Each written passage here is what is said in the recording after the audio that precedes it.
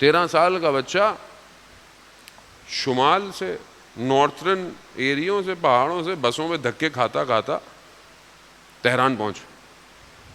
اس زمانے میں جو پریزیڈنٹ تھے آیت اللہ خامنہئی جو رہبر ہیں، یہ اس ٹائم پریزیڈنٹ تھے. کہا مجھے جو ہے وہ صدر سے ملنا ہے. ان کا ٹائم صدر سے، کہاں بچہ رو رہا ہے آنکھوں میں آنسو، کپڑے، 13 سال. مجھے صدر سے ملنا ہے. دیکھا وہ کہیں نکل رہے تھے کسی میٹنگ میں جاتے وقت، انہوں نے دیکھا باہر سیکیورٹی میں شور مچا ہوا.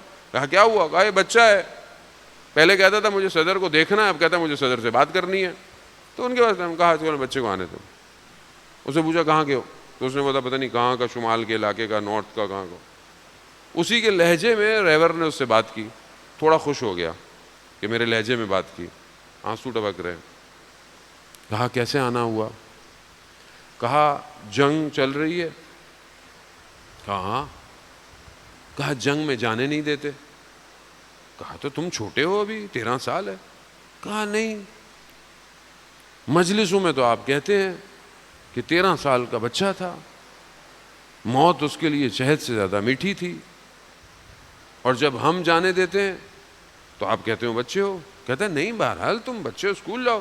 کہتا ہے نہیں، یا تو جناب قاسم کے مصائب پڑھنا چھوڑ دیں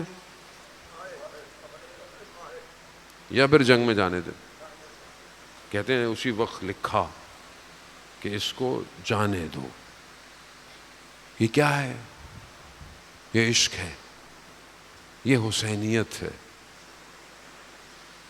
یہ تیاری ہے. اسی سے تو خوف ہے دشمن کو. دشمن کو کس سے خوف ہے؟ حسینیت سے خوف ہے. کہا کہ ان کو جتنا مارو یہ اتنے پرواز کرتے ہیں، یہ پرواز کرتے ہیں.